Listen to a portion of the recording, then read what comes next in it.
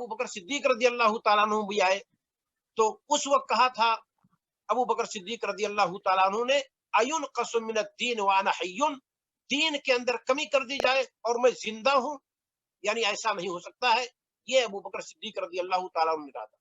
तो मेरे बुजुर्गों, मेरी माए और बहनें, किताब और सुन्नत वो चीज है, वो अनमोल हीरे हैं कि जिन पर हम चलेंगे तो जैसे सहाबा कामयाब हो गए, दुनिया के अंदर सर्टिफिकेट मिल गई रज़ी अल्लाह अन्हुम वरदु अन्हु, कि अल्लाह उनसे राजी हो गया, वो अल्लाह से राजी हो गए, तो हम वही काम करेंगे जो सहाबा किए थे, तो हमसे भी अल्लाह राजी होगा और हम भी अल्लाह ताला से राजी रहेंगे। ठीक है, वही का सिलसिला बंद है, हमें दुनिया में ये खुशखबरी नहीं मिल सकती, लेकिन सहाबा के मनहज पर रहेंगे तो कुरान की आयत हमारे लिए और आपके लिए भी है, हमसे भी अल्लाह राजी होगा, आपसे भी अल्लाह राजी होगा और हम भी अल्लाह ताला से राजी रहेंगे। अल्लाह की किताब पर अमल करने का मतलब यह है कि हम अल्लाह से राजी हैं, कहीं से और सर्टिफिकेट की कोई जरूरत नहीं है। नबी सल्लल्लाहु अलैहि वसल्लम की सुन्नत पर अमल करने का मतलब यह है कि हम नबी सल्लल्लाहु अलैहि वसल्लम के रसूल होने की हैसियत से हम राजी हैं। यही सबसे बड़ी दलील है अल्लाह ताला से राजी होने का, रसूल सल्लल्लाहु अलैहि वसल्लम से राजी होने का, कि दोनों पर अमल करें, यानी किताब और सुन्नत पर, गोया कि हम राजी हैं। और जब किताब और सुन्नत पर अमल करेंगे तो अल्लाह और उसके रसूल भी हमसे और आपसे राजी रहेंगे। तो ये चंद अकवाल थे जिसको मैंने पेश किए। बहुत सारी बातें हैं, कहां तक मैं पेश कर सकता हूँ। इमाम शाफी रहमुल्लाह का एक कौल पेश कर देता हूँ, जबकि इमाम अरबा का मैं इससे पहले दर्स में मैं पेश कर चुका हूँ। कहते हैं, अजमअल मुस्लिमूना, ध्यान देंगे, बहुत नुक्ते की बात है।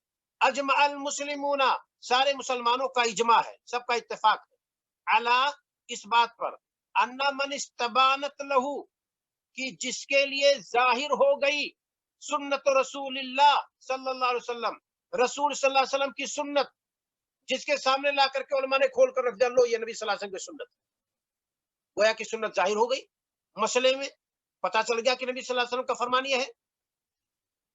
तो जब जाहिर हो गई, लम यकुन लहू अन यदअहा लिकौल अहदिन, फिर उसके लिए जायज नहीं कि किसी दूसरे के कौल की वजह से नबी सल्लल्लाहु अलैहि वसल्लम की सुन्नत को तर्क कर दे, बिल्कुल दुरुस्त नहीं।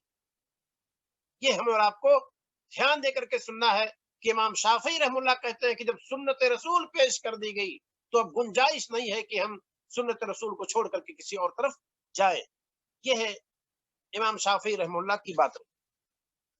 किरदार क्या रहा है सहाबा का और सलफ़े सालिहीन का, किस तरह से लोगों ने प्रैक्टिकल तौर पर करके दिखाया है, उसे हमें और आपको जानना चाहिए।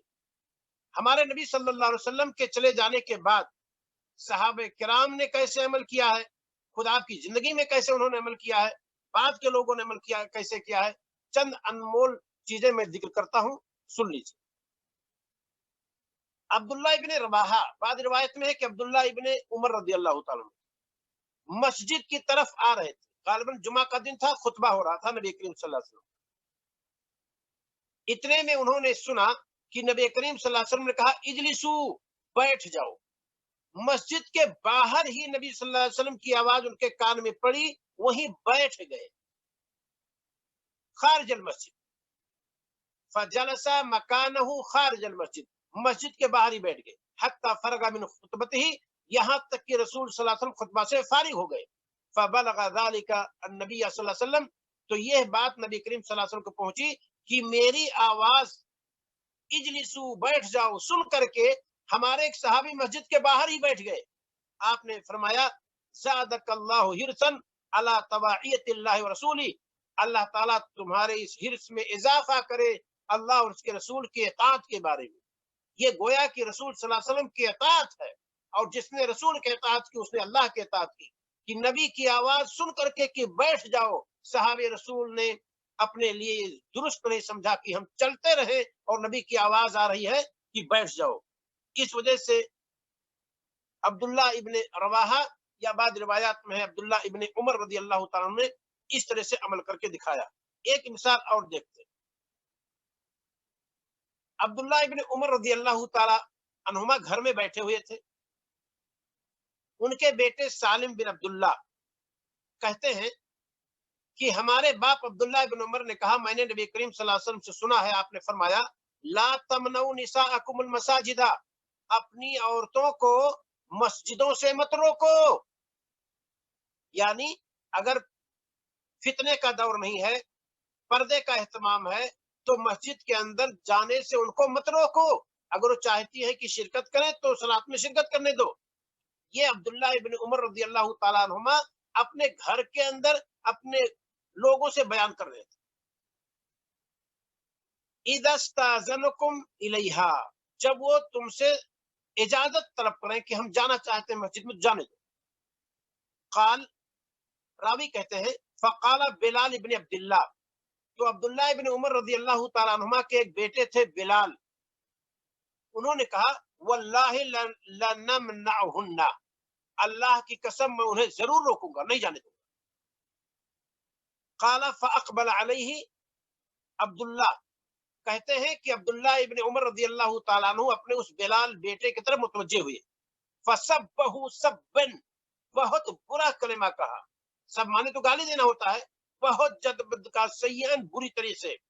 ما سمعتہ سبہ مثلہ قط، اور اس طرح سے سخت کلمہ استعمال کرتے ہوئے عبداللہ ابن عمر رضی اللہ تعالیٰ عنہ کو میں نے نہیں سنا تھا. کہ میں تمہیں حدیث سناتا ہوں کہ نبی صلی اللہ علیہ وسلم نے کہا ہے آپ کی بیویاں اگر اجازت چاہیں کہ مسجد میں صلاۃ کے لیے میں جانا چاہتی ہوں تو جانے دو، اور یہ میرا بیٹا بلال کہہ رہا ہے کہ نہیں نہیں ہم ہرگز نہیں جانے دیں گے. تو اس پر وہ غصہ ہو گئے کہ رسول کا فرمان تو یہ ہے اور تمہارا نقطہ نظر یہ ہے. تو ہمارا مسلمان ہونے کی وجہ سے، مومن ہونے کی وجہ سے ہمارا نقطہ نظر وہی ہونا چاہیے جو رسول صلی اللہ علیہ وسلم کا نقطہ نظر تھا. لہذا پردے کا اہتمام ہو، فتنے سے علاقہ محفوظ ہو، تو خواتین مسجد میں صلاۃ ادا کرنے کے لیے جا سکتی ہیں، گرچہ ان کی سب سے بہتر صلاۃ وہی ہے جو اپنے بند کمرے میں ادا کرتی ہیں. یہ ہمارے نبی صلی اللہ علیہ وسلم نے اس مسجد میں بیٹھ کر بیان کیا ہے جس مسجد میں ایک رکعت کا اجر 1000 ہے، مسجد نبوی. وہاں آنے سے بہتر بتایا آپ نے کہ اپنے گھر کے اندر پڑھے، یہ اس کی صلاۃ سب سے بہتر. لہذا اگر جانا چاہے، جواز تک کی بات جہاں تک ہے تو جائز ہے، اس میں کوئی شک نہیں. آپ دیکھیں گے بہت ساری جگہوں پر حرام قرار دیا گیا ہے کہ عورت مسجد میں آئے. مارکیٹ جائے، کپڑا خریدے، شوہر کے لیے بھی کپڑا خرید کر لائے، بچوں کے لیے کپڑا خرید کر لائے، سب صحیح ہے، لیکن مسجد جائے صلاۃ کے لیے نہیں نہیں نہیں، فتنے کا دور ہے، نہیں جائے گی. یہ ہم نے اور آپ نے کیا میزان رکھا ہے؟ ہمارے ہاں ترازو کس چیز کا نام ہے؟ ہم ذہن کو استعمال کرتے ہیں کہ نہیں، ذرا غور کریں. تو یہ عبداللہ ابن عمر رضی اللہ تعالیٰ کا مسئلہ تھا. ایک واقعہ اور ذکر کر دیتا ہوں، عبداللہ ابن مغفل رضی اللہ تعالیٰ عنہ کا واقعہ ہے. ایک آدمی کو انہوں نے دیکھا کہ وہ کنکری ایسے پھینک رہا ہے، کھیل رہا ہے. تو انہوں نے کہا لا تخذف، کنکری کیوں پھینک تو مت پھینکو. فإن رسول اللہ صلی اللہ علیہ وسلم نہا عن ذلک، رسول صلی اللہ علیہ وسلم نے اسے روکا ہے. او کانا یکرہ الخذف، یا یہ کہ رسول صلی اللہ علیہ وسلم نے ناپسند کیا ہے. وقال انه لا يصاد به صید، اس کے ذریعے سے تو نہ شکار کیا جا سکتا ہے، ولا ينكو بيدون، اور نہ کسی دشمن کو نقصان پہنچایا جا سکتا ہے. ولكنها قد تكسر السن وتفقع العين، لیکن یہ کنکری پھینکنا، اسے کسی کے دانت میں لگے تو دانت ٹوٹ سکتا ہے، کسی کے آنکھ میں لگ جائے تو آنکھ اس کی جا سکتی ہے. ثم رآه بعد ذلك يقذف، تو عبداللہ ابن مغفل نے دیکھا کہ اس آدمی کو جس کو منع کیا پھر کنکری پھینک رہا ہے. فقال له احدثک عن رسول اللہ صلی اللہ علیہ وسلم، میں تمہیں رسول صلی اللہ علیہ وسلم کی حدیث سناتا ہوں کہ آپ نے کنکری پھینکنے سے، اسے کھیلنے سے روکا ہے. وانت تخذف، اور تو برابر پھینک رہا ہے. لا اکلمک کذا وکذا، تجھ سے میں گفتگو ہی نہیں کروں گا، میں حدیث رسول سناتا ہوں اور تم اس کی مخالفت کر رہے ہو. یہ عبداللہ ابن مغفل رضی اللہ تعالیٰ نے کہا، بخاری مسلم کی یہ روایت ہے. لہذا ہماری اور آپ کی کوشش ہونی چاہیے کہ ہم کتاب و سنت پر خود عمل کریں اور اپنے بال بچوں کو بھی اس پر عمل کرانے کی کوشش کریں، دیگر لوگوں تک بھی اس کو پہنچائیں. پہنچانے میں کوئی غلطی نہیں ہے، آپ پہنچائیں گے اگر آپ کو ملے گا. یہ نہ سوچیں پہنچایا لیکن لوگ سنتے ہی نہیں، پہنچایا لیکن لوگ عمل نہیں کرتے. یہ ذمہ داری ہماری اور آپ کی نہیں ہے، یہ ذمہ داری اللہ تعالیٰ کی ہے. انک لا تہدی من احببت ولکن اللہ یہدی من یشاء، اے نبی آپ جس کو چاہیں ہدایت کی توفیق نہیں دے سکتے، اللہ جسے چاہتا ہے ہدایت کی توفیق دیتا ہے. تو دل کو مائل کرنے والی ذات اللہ کی ذات ہے، لیکن دعوت دینا، صحیح اور غلط بتا دینا، یہ ہم سب کا کام ہے، ہم سب کر سکتے ہیں. لہذا دین کی بات دوسروں تک پہنچانے میں کوتاہی نہ کریں. بلغوا عنی ولو آیا، میری طرف سے پہنچاؤ چاہے ایک آیت کا علم ہے اسے.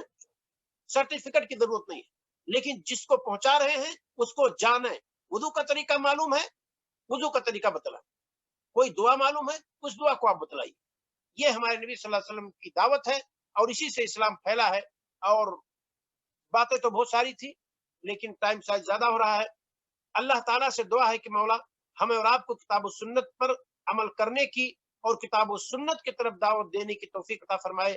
السلام علیکم ورحمۃ اللہ وبرکاتہ.